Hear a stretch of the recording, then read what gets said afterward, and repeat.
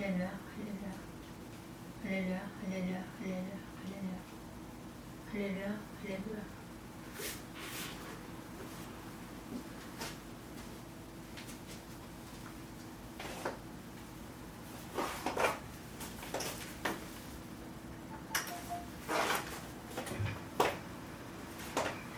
할렐루야.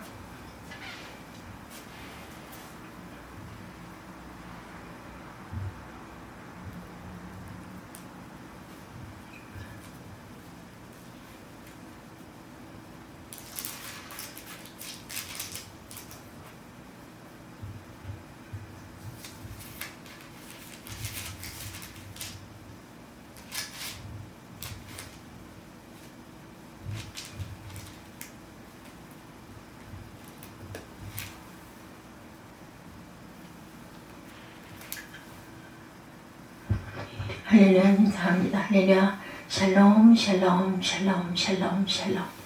하나님 사랑합니다. 여러분 주 안에서 사랑합니다. 예레미야 51장 말씀 64절까지네요. 5절에서 10절 바벨론을 멸시하는 여호와, 이런 제목으로 함께 은혜를 나눕니다. 1절부터 5절부터 10절까지인데 1절부터 10절까지 봅니다. 야훼께서 이와 같이 말씀하시되, 보라, 내가 멸망시키는 자의 심령을 부축해 바벨론을 치고 또 나를 대적하는 자 중에 있는 자를 치되, 내가 타국인을 바벨론에 보내어 기질하여 그의 땅을 비계하리니 재난의 날에 그를 에워싸고 치리로다. 활을 당기는 자를 향하여 갑옷을 입고 일어선 자를 향하여 쏘는 자는 그의 활을 당길 것이라. 그의 장정들을 불쌍히 여기지 말며 그의 군대를 전멸시켜라. 무리가 갈대 사람의 땅에서 죽임을 당하여 엎드러질 것이요 관통상을 당한 자가 거리에 있으리라.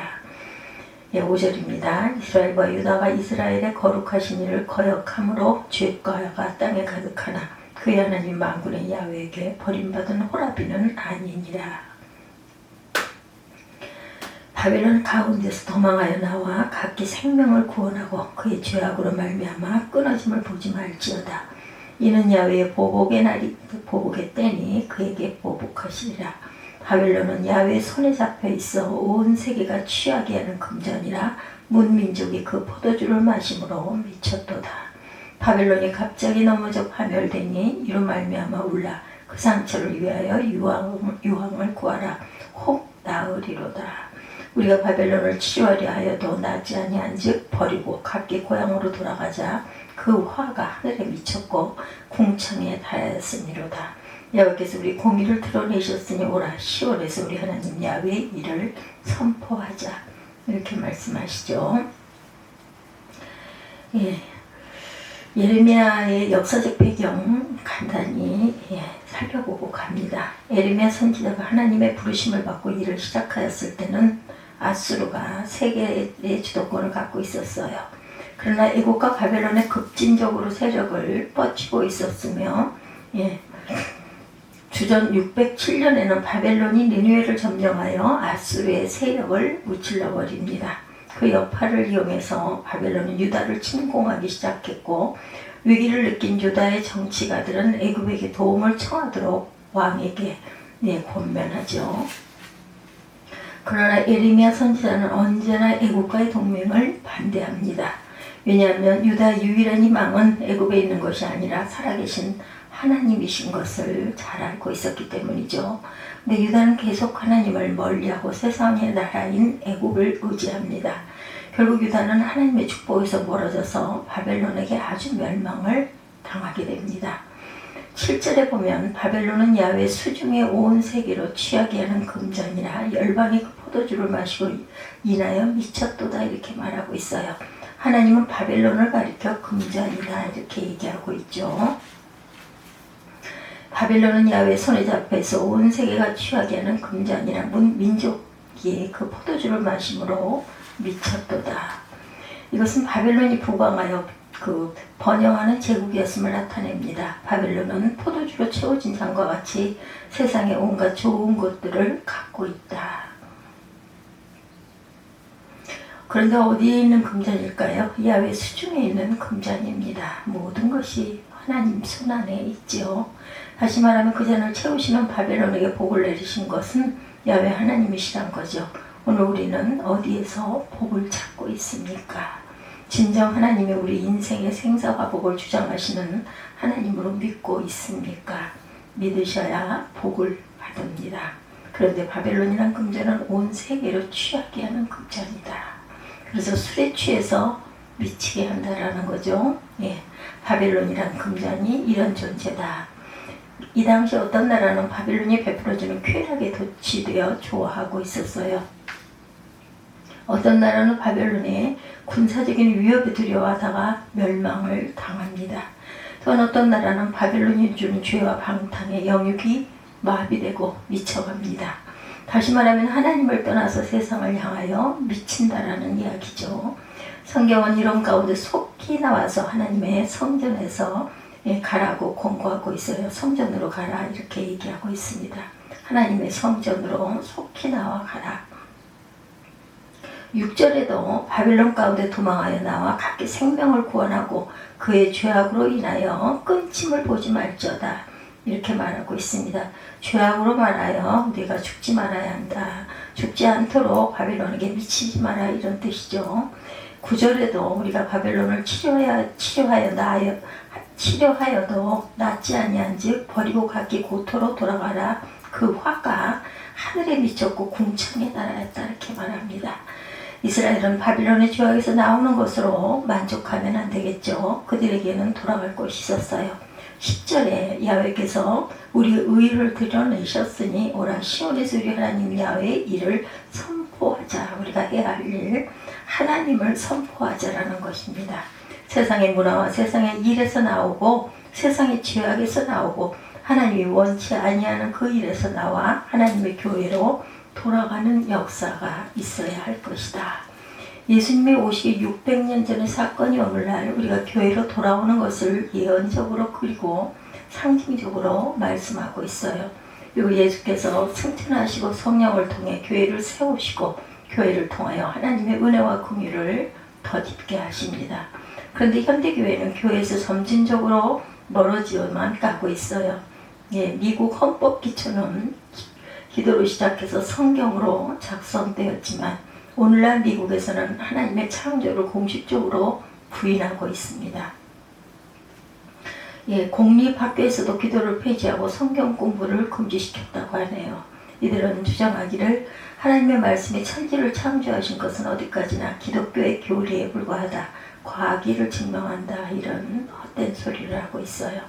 과학과 이성이 하나님을 앞서게 되었고 인간의 생각과 경험이 말씀보다 앞서갑니다.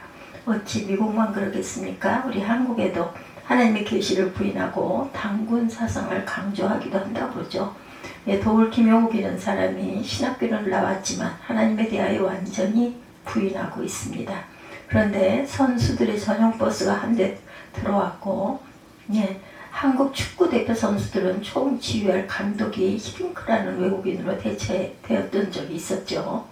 근데 선수들의 전용 버스가 한 대 들어왔고 해외 전지훈련차 출국한다고 돼지머리에 돈을 꽂아두고 그 앞에서 감사하다고 절하면서 월드컵에서 이기게 해달라 이렇게 빌었다고 합니다. 이런 현실의 우상의 앞에 살다 보니 과거 뜨거운 초대교회의 열정이 정치적으로도 식어가고 있죠. 그리고 교회는 고리타분하다, 보수적이고 시대에 맞지를 않다. 현대인의 감각에 맞추지 못한다고 하면서 교회 생활은 아무런 의미가 없다고 말하고 점점 교회를 떠나는 사람들이 많아집니다. 요한복음 14장 12절에 내가 진실로 너에게 이르노니 나를 믿는 자는 나의 하는 일을 저도 할 것이요 또한 이보다 더 큰 일도 하리니 이는 내가 아버지께로 감이라고 말씀하고 있습니다. 예수께서 말씀하신 이보다 큰 것은 과연 무엇일까요? 그것은 주님의 십자가에서 피 흘려 죽으시고 이 땅에 그리스도의 교회를 세우는 일이죠. 그러므로 교회는 그리스도 예수의 피가 있어야 합니다. 주님 말씀하시기를 성령이 오시면 너희가 교회를 세울 것이다 이렇게 말씀하셨어요. 그리고 하나님과 교회를 위하여 너희가 살리라고 하셨는데 말세에 사는 사람들이 왜 이렇게 쉽게 교회를 등지고 교회를 떠나는지 이대로 가면 한국교회는 소망이 없게 될 것입니다. 다시 부흥의 운동이 성령의 운동이 일어나야 되겠죠. 번영 뒤에 공허와 털감이 있듯이 오늘날 기독교 인구의 4분의 1이라는 사람이 교회관이 없어지고 있어요. 이대로 가면 하나님은 바벨론을 사용하여 이스라엘을 징계하듯이 한국 교회의 역사를 말살할까 심히 두렵습니다. 10절 하반절에 오라 시온에서 우리 하나님의 일을 선포하자고 했어요. 주님께서는 교회로 오라고 우리에게 말씀하고 계시고 부르십니다. 왜 우리가 교회로 가야 하나? 예, 오늘 이 시간 여러분들은 왜 여기까지 와서 계십니까? 예, 목사가 이상한 질문을 한다고 생각하는 사람이 있을 수도 있겠지만 그러나 한번 묻고 싶습니다. 왜 이 교회에 오게 되었습니까? 우리 가운데 주일이라 습관적으로 교회에 온 사람들이 아마 있을 것입니다. 결석하며 목사가 전하고 교육자들이 신방하니 미안해서 오는 사람도 있어요. 교회에 결석하고 주일을 안 지키면 하나님께 벌받을 것을 두려워하여 매를 안 맞으려고 나오는 사람도 있습니다. 집안의 어른들의 눈초리와 신앙의 가문 때문에 나오는 사람 또한 있습니다. 또는 사람들을 만나고 교제하러 오는 사람도 있습니다. 그러나 은혜를 사모하고 하나님의 살아계심을 느끼기 위해서 오는 사람들도 있죠. 여러분들은 이 여러 부류 중에서 어느 부류에 속하십니까? 오늘 이 교회에 나오긴 동기, 성경은 말씀하시기를 오라 시온에서 우리 하나님의 일을 선포하자. 오늘 본문에 말씀하죠. 그래서 우리가 교회로 가는 이유가 바로 이것이죠. 그리스도를 만나기 위해서 5절에 대저 이스라엘과 유다가 이스라엘의 거룩하신 자를 거역함으로 죄가가 땅에 가득하나 그 하나님 만군의 야훼께 버림을 받지 아니하리라 말씀하죠. 이스라엘 백성들은 비록 패역하고 죄가 가득하나 하나님은 버리지 않으셨습니다. 이 하나님의 사랑의 줄로 묶어두셨어요. 하나님의 자녀로 징계가 있었으나 사생자처럼 버려두지 않으셨다. 배를 타고 항해하는 사람이 자녀가 잘못했다고 바다에 던져놓지 않습니다. 하나님의 자녀로 좀 더 잘 믿고 잘 되라고 늘 기도하죠. 비록 배 안에서 야단을 치고 채찍을 들고 때릴지라도 자기 자녀를 바다에 던져놓는 비정한 부모는 없습니다. 우리는 허물과 실수가 있어도 그리스도 예수의 보혈이 있기 때문에 하나님은 우리를 버리지 않으시죠. 신앙상담을 하시는 분들의 말씀입니다. 그분은 말씀하시기를 목사님 죄를 계속 지어 매일 교회 나와서 용서해달라는 면목이 없어요. 이렇게 말하는 사람이 있다고 그러죠. 우리는 하나님께 바로 살겠다고 서운하고 노력하지만 우리의 눈과 귀와 입으로 못 볼 것을 보고 안 들을 것을 듣고 안 할 말들을 합니다. 우리의 마음과 육체는 말마다 죄 중에 눌려 있어요. 여러분 그렇죠? 그러나 우리 중심에 그리스도 예수가 있는 한 하나님의 사랑은 우리를 결코 버리지 아니하신다. 그렇다면 하나님의 사랑을 어떻게 알 수 있을까? 예수 그리스도를 만나고 그분을 온전히 믿을 때 알 수가 있죠. 빌립이 예수님에게 주여 하나님 아버지를 우리에게 보여주시옵소서 라고 말할 때 예수께서 빌립아 내가 이렇게 오래 너희와 함께 있을 때 네가 나를 알지 못하느냐 이렇게 반문하십니다. 나를 본 자는 아버지를 보았거늘 어찌하여 아버지를 보이라고 하느냐. 요한복음 10장 30절에도 보면 나와 아버지는 하나이니라 이렇게 말씀합니다. 우리가 예수 그리스도를 믿고 그분께 의탁할 때 하나님의 영원하신 사랑을 알 수가 있는 것이라는 것. 근데 그리스도를 어디에서 믿고 그분을 만날 수 있을까요? 디모데전서 3장 15절에도 이 집은 살아계신 하나님의 교회요 진리의 기둥과 터니라 말씀합니다. 새벽교회를 통하여 우리의 믿음이 성장하고 그리스도를 만날 수 있다는 것입니다. 사랑하는 사람과 또는 직업상 누구와 만날 때 전화를 하죠. 그리고 말하기를 몇 월 몇 시에 만납시다 하고 전화를 끊는 사람이 어디 있겠습니까? 이런 전화는 100번을 해도 그 사람을 만날 수가 없어요. 왜냐하면 만나는 장소를 정하지 않아서입니다. 광화문에서 만날지 시청 앞에서 만날지 아니면은 풍무도구에서 만나는지 만나는 장소를 정확히 말해야 또 몇 시에 그렇죠? 우리는 사랑하는 예수 그리스도를 어떻게 만나요? 주일 교회에서 예배 드릴 때 만날 수 있습니다. 그러므로 우리의 예배는 하나님 앞에서 그리스도를 만나는 예배라는 것을 믿으시기 바랍니다. 교회는 그리스도의 몸입니다. 에레미야 선지자도 이것을 강조합니다.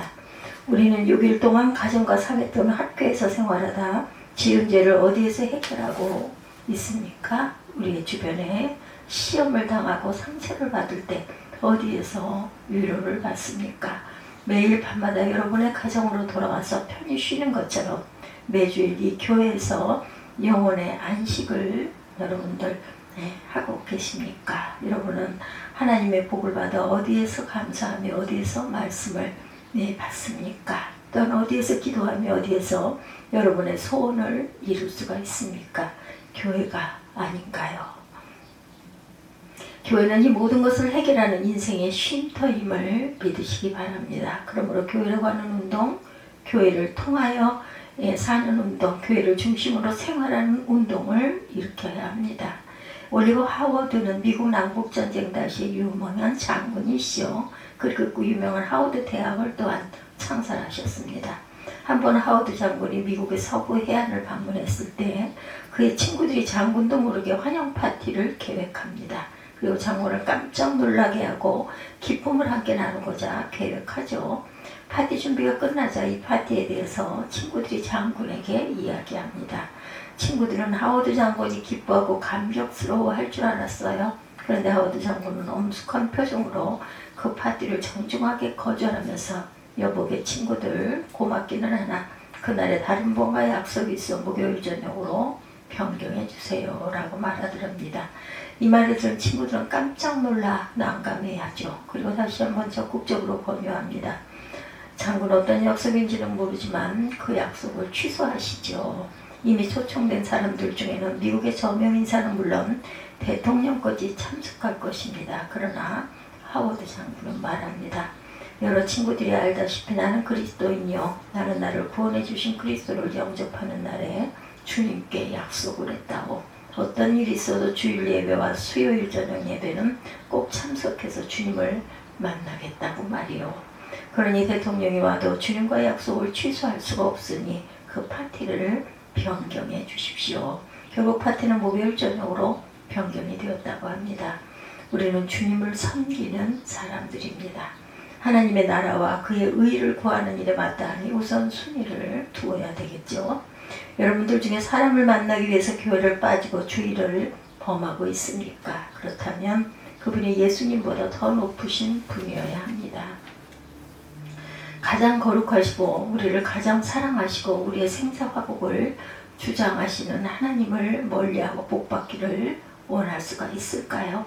여러분이 하나님을 멀리하고 범사가 잘 되기를 원하고 기도가 상달되기를 원하십니까? 그것이 가능한 일일까요? 그렇지 않죠. 교육자의 신방을 받고 교회에 나오고 목사의 전화를 받고 미안해 나오고 누구의 권위에 의해 억지로 끌려 나온다면 어찌 감격적인 예배가 되겠습니까? 그런 사람들 마음과 눈에는 하나님이 보이지를 않습니다. 시편 122편 1절에 보면 사람이 내게 말하기를 야훼 집에 올라가자 할 때 내가 기뻐하였도다 이렇게 말합니다. 언제 기쁨이 있어요? 어떤 일이 있을 때 웃습니까? 무엇을 가질 때 기뻐합니까? 이스라엘 다윗 왕은 하나님의 집에 가자고 할 때가 가장 기뻤고 좋았어요. 이것이 다윗이 하나님의 사랑을 받고 복을 누린 비결입니다. 여러분은 진정 그 교회를 사랑하고 있습니까? 교회 나올 때 기쁨과 주실 은혜에 대해서 사모함이 있으십니까? 내가 예배를 드릴 때마다 하나님을 만나고 그리스도의 은혜가 더해지고 성령의 교통케 하심을 믿습니까? 믿으시기를 축원합니다. 하나님은 우리들이 그리스도의 교회를 사랑하시기를 원하세요. 우리는 그리스도를 만나기 위하여 이 교회에 나오고 예배를 통하여 그리스도와 영적인 교제가 항상 있어야 합니다. 두 번째, 하나님의 일을 하기 위해서다. 10절 하반절에 오라 시온에서 우리 하나님의 일을 선포하자 이렇게 말합니다. 교회에서 어떤 일을 해요? 세상 일, 속된 일이 아닌 하나님의 일을 하는 것이다. 선포한다는 것은 하나님의 일로 덕을 세운다라는 뜻이죠. 그리고 덕을 세운다는 것은 결국 자신의 믿음을 세운다는 것입니다. 그리스도인들은 하나님의 교회에 나와 주의 일을 함으로 평범 속에서 신앙을 체험하고 기뻐하며 삽니다. 우리가 예배를 드리고 찬양하고 성경을 읽고 과연 이 교회와 이 시대에 어떤 일을 해야 할 것인가를 발견하는 것이 교회의 일입니다. 그리고 이것이 자신의 믿음을 세우는 일이죠. 시편 102편 14절에도 주의 종들이 시온의 종들을 돌들을 즐거워하며 그 티끌도 마늘이 여기나이다. 우리가 시온을 사랑할 때 고상한 나 자신을 발견하게 된다는 것입니다. 즐거워하게 되죠. 죄인은 예수 그리스도의 의가 아니면 속죄함을 받을 수가 없어요. 단테는 대사면 때 로마 땅에 입을 맞추고 예수 그리스도의 의를 감사하고 깊이 사모하였다. 우리는 덕을 세우기 위해서 교회에 가야 한다는 거죠. 교회 나와 남의 이야기를 하고 자기 불평이나 늘어놓고 넋두리 한다면 그것은 덕을 세우는 것이 아니라 덕을 헐어버리는 어리석은 사람이다. 우리 모두는 덕을 헐어버리는 사람이 아닌 덕을 세우는 은혜롭고 지혜로운 사람들이 되어야 합니다. 우리의 영혼의 만족으로 갖기 위해 교회와 하나님의 일을 하고 덕을 세우고 받은 은혜에 감사하면서 사는 것이 성도의 올바른 삶입니다. 요한복음 6장 29절에도 보면 하나님의 보내신 자를 믿는 것이 하나님의 일이다 이렇게 말씀하십니다. 하나님의 일은 어디서부터 시작이 돼요? 교회에 와서 예수님을 믿어야 한다는 거죠. 예수를 믿지 않고는 그 어떤 것도 하나님의 일이라고 할 수가 없습니다. 하나님의 일을 하기 위해서는 성령 충만을 또한 받아야 합니다. 성령은 우리에게 권능을 주시죠. 이 권능이 세상을 이기고 하나님이 기뻐하신 일을 감당하게 됩니다. 2년 전 어떤 그 한국 장로교 협의회 소속 목사님들과 승용차를 타고 지방에 내려갈 때였다고 합니다. 다른 목사님이 차를 타고 갔었는데 출발할 때부터 기름이 없어서 경고등이 들어왔어요. 그러나 가다가 기름을 넣으면 된다고 그냥 출발을 했다는 거죠. 근데 휘발유는 떨어져 가는데 주유소가 보이지를 않습니다. 아무리 찾아봐도 주변에 주유소가 없어요. 좀 오래전 이야기이기 때문에 그럴 것 같습니다. 요즘에는 주유소가 아주 다닥다닥 붙어 있죠. 지나가는 사람들에게 물어보니 한참을 가야 한다는 말뿐이었더랍니다. 지도를 안 보고 레비에 나타난 걸 모르는 걸 보니 오래전 간증인 것 같습니다. 결국 가다가 기름이 떨어져 차는 멈춥니다. 그래서 승용차는 상당히 고급 승용차인데 기름이 떨어지니 갈 수가 없는 건 똑같죠. 어떤 차나. 그 차를 버리고 갈 수도 없고 막연히 그 자리에 서 있을 수도 없었다 그럽니다. 가는 데까지 가자고 하면서 운전기사만 자리에 앉아 있었고 다른 사람들은 뒤에서 밀었다고 그래요. 그러나 그것도 힘의 한계가 있죠. 결국 운전기사가 택시를 타고 가서 통에 휘발유를 사서 차에 넣고 시동을 건 후에 목적지까지 간 적이 있으시다 그래요. 아무리 차가 좋아도 휘발유가 떨어지면 그것은 소용이 없고 도리어 짐스러운 존재가 될 뿐이다. 속히 주유소에서 기름을 사갖고 와서 채워야 합니다. 기름 없는 차는 연약한 우리 인생들이라는 것이죠. 성령의 기름이 없이 우리 자신이 자기 인생을 운전해보고 우리의 생활을 이끌고 가려고 노력을 하지만 그것은 불가능한 일이고 소용이 없습니다. 주유소에서 기름을 넣어야 되죠. 교회는 기름을 넣는 영적인 주유소입니다. 그리고 기름은 성령의 역사입니다.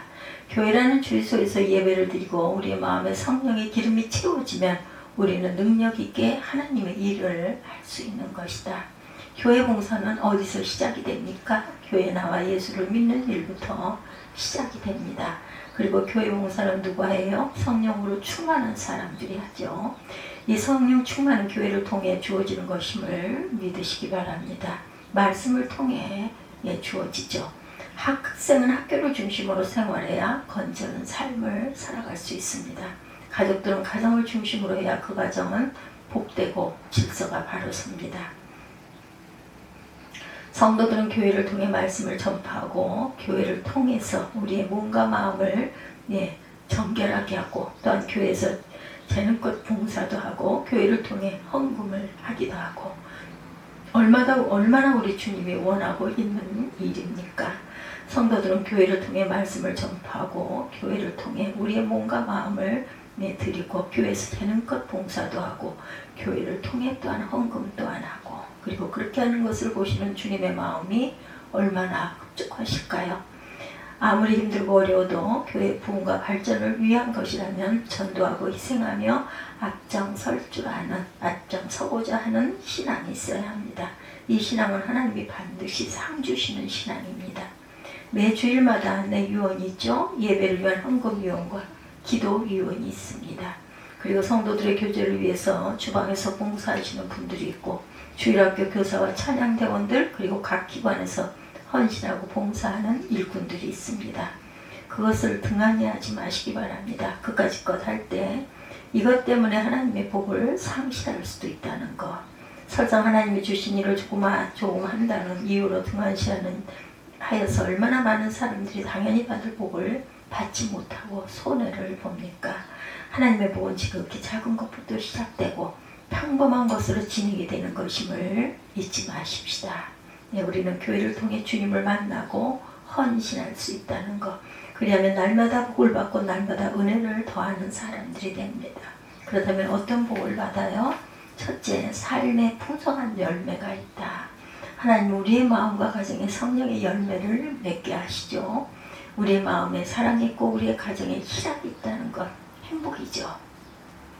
그뿐 아니라 화평과 오래참음과 자비와 충성과 양선과 온유와 절제가 있습니다. 정녕 우리의 마음과 가정에 이런 성령의 열매가 사계절을 맺힌다면 얼마나 복된 일일까요? 불평하고 원망하고 다툼을 일으키고 자기 권위만 내세우는 사람들에게는 성령의 열매가 맺히지 않습니다. 둘째, 죄일을 하는 사람들에게 재물의 복을 또한 주십니다. 왜냐하면 재물은 나를 위한 것이 아니라 하나님과 교회를 위한 봉사의 재료로 쓰이기 때문이죠. 시편 120편 3절에 부여와 재물이 그 집에 있으며 그의 의가 영원히 있으리로다 이렇게 말씀합니다. 저와 여러분은 예수를 철저하게 믿고 교회를 위해서 힘써 봉사함으로 성령의 열매와 재물의 복이 충만하시기를 주님의 이름으로 축복합니다. 셋째는 평강의 복이 있죠. 평강의 복이 있습니다.